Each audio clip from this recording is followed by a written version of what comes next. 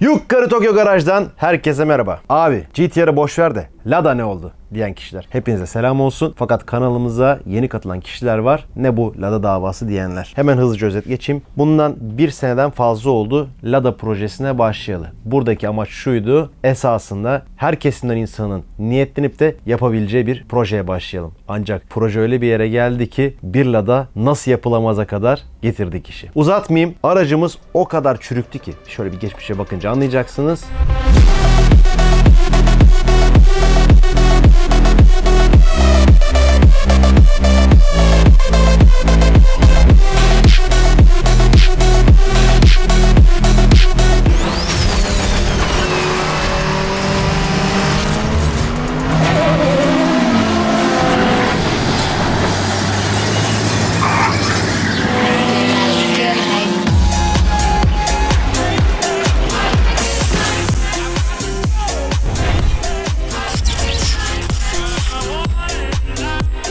Elimizdeki Lada o kadar kötü durumdaydı ki biz buna emek, zaman ve para harcamak istediğimizden emin miyiz? Yoksa gidip daha iyi durumda bir Lada alıp projeye başlama asıl nedenimize sadık mı kalalım? O yüzden fikrimizi değiştirdik, gittik daha iyi durumda bir Lada bulduk. Aracın satın alma işlemlerini gerçekleştirdik ve bu Lada üzerinden şimdi devam ediyoruz. Ancak bu süreç zarfında en büyük eksiklerimden bir tanesi içime sinen bir kaporta servisi bulmaktı ve onu da bulduk. O da Otto servisi. Şimdi Fırat'la aracın başına geçiyoruz. Hızlıca istişare yapıp derhal işe koyuluyoruz. Bu değişik bir video açılışı oldu. Ne yukarı Tokyo Garaj'dayız.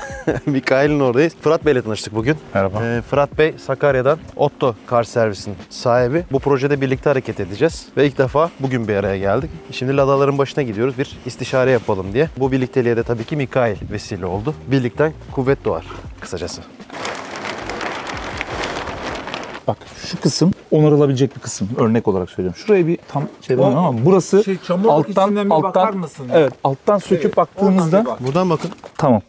Tamam. Burada değiştireceğimiz kuleyi her türlü değiştiririz. Bunda da sıkıntı yok. Bunlar problem değil. Bunlarda da sıkıntı yok. Yani bizim için önemli olan alt şaselerin sağlamlığı, traversin oturduğu yerin sağlamlığı. Bunlarda sıkıntı yok. Ama bunlar zaten galiba Lada'larda bildiğim kadarıyla kronik. Evet, bunlar hepsinde gidiyor, çürüyor. Bir şekilde de yapılır yani. Buradan yana bir problemimiz yok. Bu ufak tefek onarımlar zaten yapılacak. Cam kenarları elden geçecek. Mikail Usta güzel bir iş çıkarmış bunda. Öyle. Tertemiz bize aracı temizlemiş. Boyayla ilgili bir sıkıntımız yok. Ufak tefek dediğim gibi yerler yapılır. Burada önemli olan sıkıntı kuleydi yapacağın işe göre. Bir de tabanlar. Tabanlarımız da problem değil. Her türlü yapılacak işler. Taban komple değişiyor zaten. Bizim ana kopartımız bu olacak. Onun dışında burada bu araçta hani öyle aman çok iddialı. Ben niye öyle düşünmüyorum? Çünkü mesela şimdi buradan geldiğimizde zaten bu tek parça şeyle geliyor. Çamurlukla geliyor. Ön panelimiz komple tedavi görecek. Tabii. Fakat ötekinde ön panelimiz çok daha iyi durumda. Kulelerimiz daha iyi durumda. İçten alttan. Yani taşıyıcıları onda bakalım. Bilmiyorum. Bunda şöyle bir durum var. Taban kısmı sıkıntılı. Taban kısmı ikisi de aynı. Bizim için değişen bir şey yok. Sonuçta az da olsa çok da olsa yapılacak. İki taban elden geçeceği için burada bana göre bu soyulduğu için iş yapması daha kolay. Ama dersen ki buna da gidelim, buna da gidebiliriz. Benim ikisinin arasında incelediğimde tek gördüğüm bu araçta pozitif bu arabanın tavanı içten de daha iyi, dıştan da daha iyi. Evet. Zaten kapılar bunun üzerinde. Direklere baktım. Bunun direkleri daha iyi. Kapı kilit yerleri daha iyi. Yani tavana onun temizleyip çekişleyebiliriz. Sıkıntı yok. Amaç burada hem hızlı bitmesi hem düzgün çıkması için. Hani bununla uğraşmaktansa bununla uğraşalım derseniz evet bunun kuleler daha iyi. İşlemi de hızlı biter. Ben sana hemen tavanı düzelteyim. O tamam işte bitti. Düzeldi. Bak. Biraz da macun lazım. Bir de şun. Getir abi macun. Biraz da macun lazım. O da düzeldi mi? Yok. Ama burası düzeldi. Evet orası kurtardı.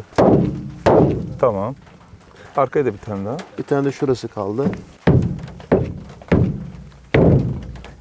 Yok o düzelmedi. Evet, şey yapma. İşte başlamak yarısı bitti bile. O zaman konumuz değişti. Buraya dön. 20 gün önce alacağız. Belki de. Fırsat varken en düzgün hangisiyse onu seçelim ki daha hızlı, daha pratik bitsin işimiz. Daha düzgün olsun ki buradayız gibi gözüküyor. Yani bu daha düzgün gözüküyor şu anda. Bana göre mesela gri daha iyi gözüküyordu ama. Ben Mikail'in bu araca olan duygusal bağını biliyorum. Hissediyorum. Sen bağlandın mı bu araca elindeydikçe? Vazgeçemiyorsun ondan. Bunu bitir ben alayım o zaman. Ben diyecektim sen söyledin. Bunu da sana topladım. Olur sana toplayalım. Olur. Şunu bitirelim. Bundan da mümkün olunca ben yarış arabası yapacaktım. Benim sana hediyem olsun bu. Bunu kupe yapalım. Parçalarını topla senin olsun bu araba. Mikail Usta'nın bu araç üzerindeki emeği tartışılmaz. O kadar çok zaman harcadık, o kadar çok emek verdik ki aslında bu araca devam etmek istiyorduk. Fakat bu bizim sağlığımız için ne kadar değerli soru işaretiydi. Ve ikimiz de bu araçtan vazgeçtik. Ama ve lakin dedim ki bu araç yine de dursun. Bu araçtan vazgeçmeyelim. Bu aracı yarış aracı yapalım. Hani bu Japonların, Rusların missile car dediği çarpa çarpa drift yaptığı araçlar var ya. Onlardan bir tane yapsak mı dedik. Fakat araç o kadar çürük ki çarptığımız yerde kalacak diye düşünüyoruz. Neyse tam olarak vazgeçmiş değiliz ama eski Lada'yı kenara bırakıp yeni Lada üzerinden devam edeceğiz. Vaktimiz kalır, imkanımız olur, çok parçamız olur elimize. Ötekine devam ederiz. Bak şimdi mesela Tuna'yı çağıracaktık. Sorun çözülecekti.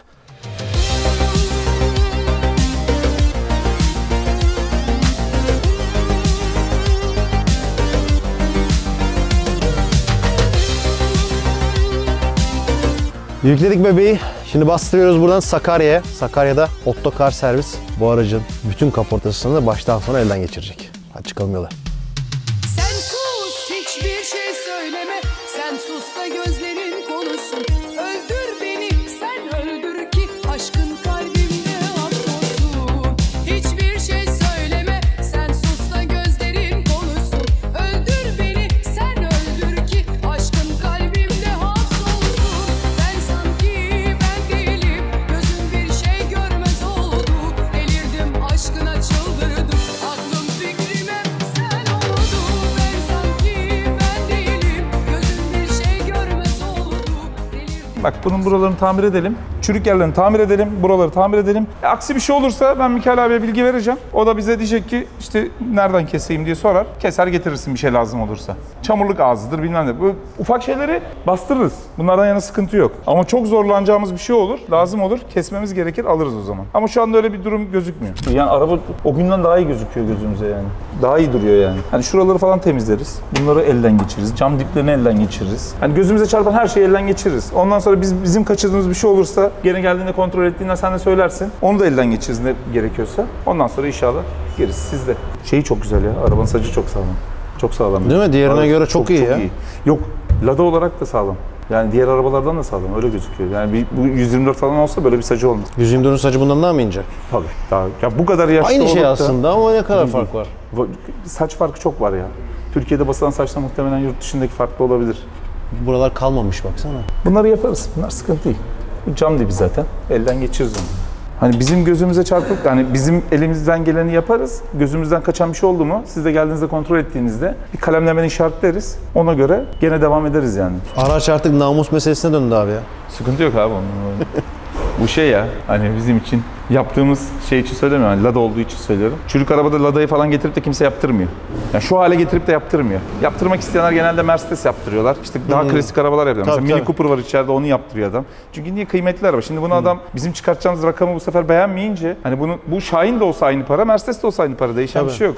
Ama da onu verilen beğenmeyince- emek aynı bir kere. Tabii verilen emek aynı, hiç değişen bir şey yok. Onda giden saç da aynı, kullanılan iş de aynı. Ama adam onu beğenmediği zaman bu sefer arabadan soğuyor ve arabayı satmak zorunda kalıyor. Yani bu işin, yani şu temele inip de şu arabayı sevip de yaptırmak isteyen kişi sayısı çok az. O yüzden de hani bizim için şey, dediğim gibi çok değişmiyor. Ama bu arabanın mesela Mercedes daha zordur. Mercedes taban koymak falan daha sıkıntılıdır bunlara göre. Bu araba ona göre daha basit mesela koyma şekli. O yüzden biz bunda güzel oynarız. Neymiş arkadaşlar? Bu kadar çürük araba almıyormuşsunuz. Bu projede onu öğrendik. İlk geldi dedi ki kaza olmasın, çektirme yapmayalım dedi. Şimdi de çürük araba almayın dedi. Bizim işi baltalı direkt. Değil mi? Direkt baltalı ortaya koydu işi. bizim işe.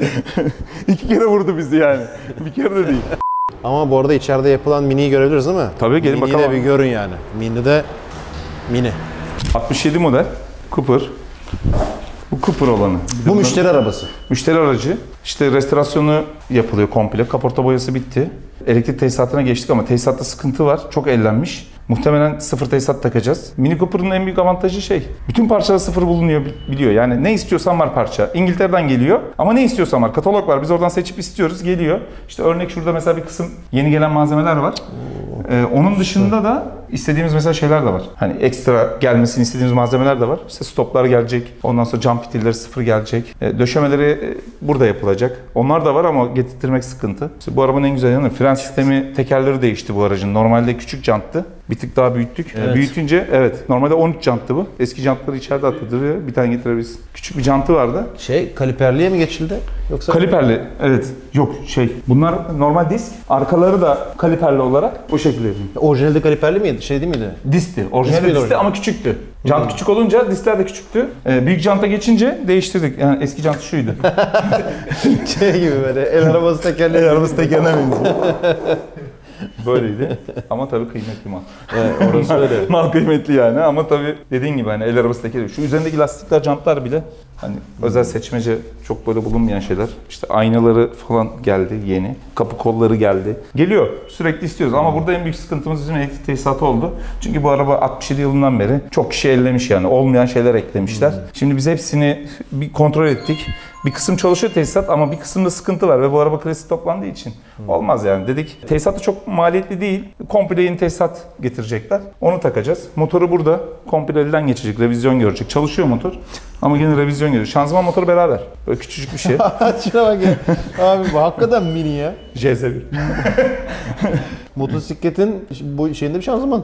Yani güzel bir motor koysak üzerine motosiklet motoru daha keyifli olur araba da. Tabii klasik topladığımız için böyle oluyor. Motoru burada. Geri kalan Kerata malzeme. gidiyor da bu arada. Evet gidiyor. Yürüyor da yani. Hafif ama çok hafif. Yani biz bunu işte sağa sola çeviriyoruz. Bir orayı çeviriyoruz, bir burayı çeviriyoruz. O şekilde zaten şey yoktu. Tekerler yoktu. Önce alt takım falan elden geçti komple. Ön takım hepsi yapıldı. Bunlar yapılırken araba kupa boştu. Kaldırıyorduk. Bir oraya koyuyoruz, bir oraya koyuyoruz. Ama şimdi en son bu odaya koyduk. Odayı da duvara ördük. Nasıl çıkacak bakacağız artık kapıyı.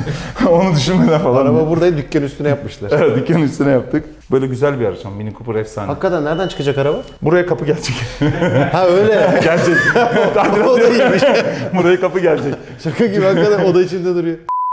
Geldim arabanın başına. 3 gün oldu. Arabayı bırakalı, usta hala çalışıyor üzerine. Daha da arabayı görmedim. Fırat dedi ki gel arabayı görünce, yok dedim ben. Bugüne kadar bütün videolarda olduğu gibi ilk anda gördüğüm fikirlerimi beyan etmeyi seviyorum. Geçelim bakalım. Ha güzel, bize bir taraf bırakmışsın, sevindim. Evet. Ben dedim herhalde hepsini bitirdin, ne çekeceğiz biz? Ya işte bayağı bizi uğraştırdı. Bir günde bu kadar yapabildik. Abi daha ne olsun? Daha ne Bir olsun? günde de orayı yaparız artık. 3 günde toparlarız. Millet bekliyor. Araba nerede, araba nerede diye soranlar. Araba Abi burada. herkes soruyor. İşte araba burada. Çünkü diğerinden vazgeçtim ya. Evet. Projeden vazgeçme ihtimalimi görüyor insanlar. Öyle değil ama biz onu beraber orada geldiğimizde karar vermiştik. Hani daha hangisiyle daha iyi bir sonuç çıkarız diye. Bu arabanın kasası da güzeldi. İyi de çıkmıştı. Biz de onun eksiklerini tamamlıyoruz. Taban saçları da çok güzel oldu bu tarafınki mesela. Diğer tarafı da yapıyoruz. Alt şaseler bu arada hepsi bitti. Bu tarafla ilgili olanlar. Bakarız onlara. Evet, bu tarafla ilgili olanlar bitti. Şimdi öteki tarafın ayıklama işlemleri yapılıyor. Yeni sacı ondan Şu sonra anda kaynatacak. eski saçlarım ayırıyor. Eski saçları ayırıyor şu anda. Eski saçların ayıklama işlemleri bittikten sonra yeni sacı alıştırmasını yapıyor. Alıştırmasını yaptıktan sonra kaynağını yapıyor. Ustamız bu konuda biraz iyidir.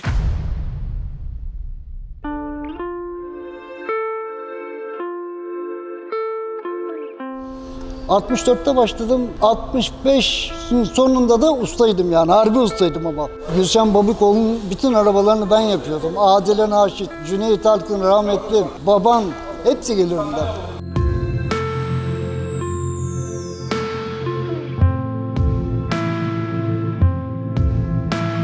Vallahi ben çok ülkeleri gezdim. Şöyle söyleyeyim ben sana. Asya'yı gezdim. Afrika, Avrupa'da da Macaristan, Bulgaristan, Yugoslavya, Romanya, İtalya, Malta.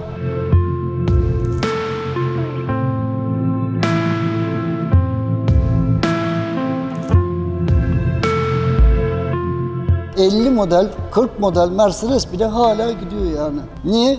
Saçı kaliteli yani kurşun karışımı fazla. Bunları da o zaman Rusya güzel yapmış yani açıkçası. Gerçekten güzel yaptı. Bak kaç yaşında bir araba hala daha gidiyor yani bu araba. Ki gider. Bir o kadar daha gider. Şimdi yapalım Allah'ın izniyle. O kadar daha gidecek bu.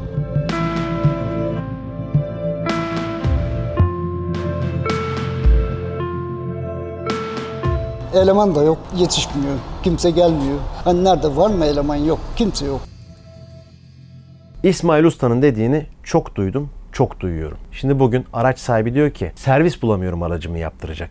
İçime sinmiyor. Gidiyorsun servise, işletmeciyle konuşuyorsun, diyor ki usta bulamıyorum, araçları yapacak. Ustayı buluyorsun, ustaya gidiyorsun, usta diyor ki eleman bulamıyorum, çırak bulamıyorum çalıştıracak.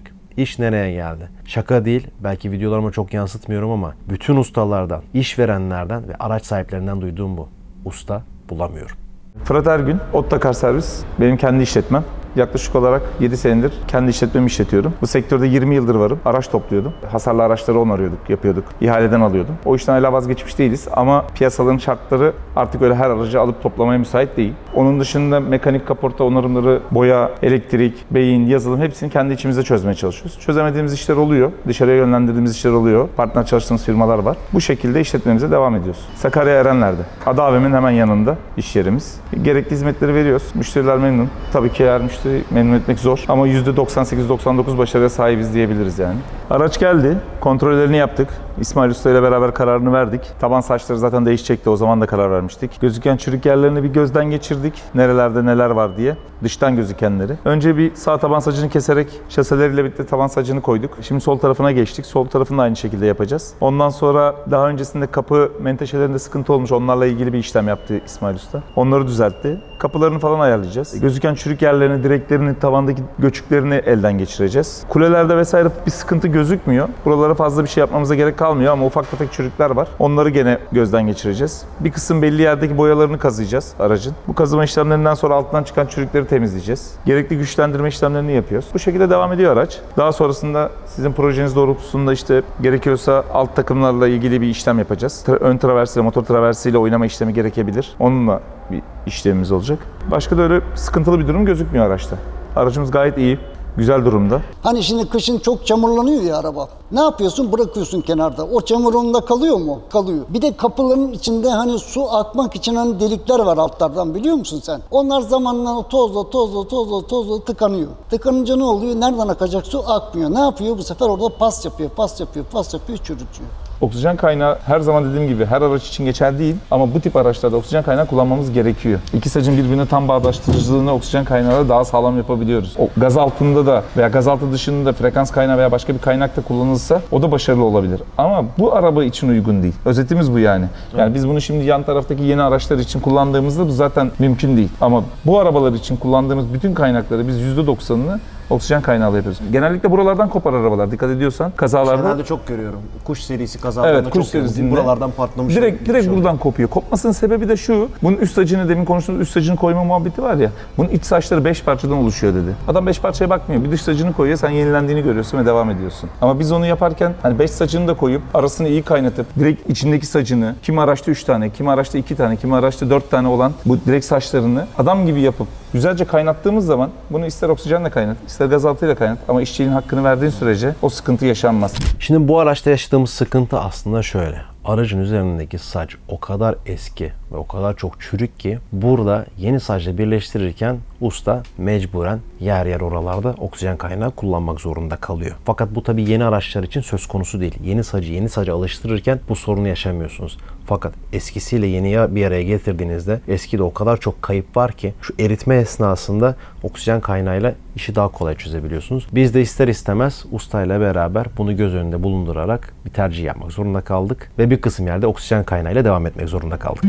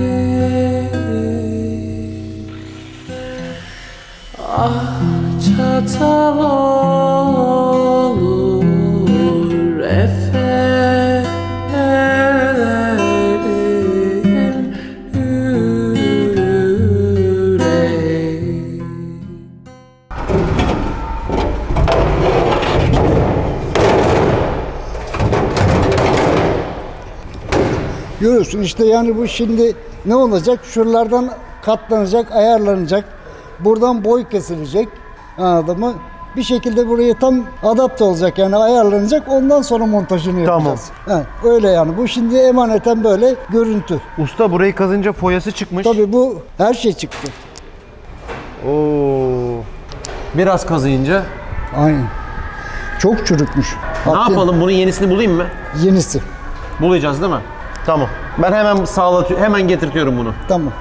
Bir de iç sacını getirtir. Maşpiyel iç sacı ve maşpiyel. Sol. İç saç bunu kullanmayacağız mı? He. Bir tane daha içine. He, okey. Öbür tarafa koydum çünkü. Tamam. Bu sıkıntı çıktı. Şimdi bunlar eğer iç sacını yapmazsak mesela kirkoyu vurduğun zaman katlanır, çöker. Ama bunun içine iç sacı koyduğun zaman ne olur? Sağlam olur yani. Doğru. O yüzden öyle yapalım. Tamam. Biz sağlıklı bir şekilde yapalım. Bu zaten maşpiyel şuraya kadar geliyor. Tamam. Ben çamurluğu ayıracağım. O şekilde yapacağız yani. Tamam. Başka türlü olmaz. Anlaştık. Sen iç sacında bir tane maşpiyel şey yaparsın. Anladın mı? Şimdi baksana gitmiş artık, çürümüş. Daha önce de zaten şuradan şey yapmışlar. Bu kadar macun vardı burada. Macun da düzeltmişler burayı. Evet. Yapacak bir şey yok. Biz de şimdi değiştiririz. Olur biter. Mis.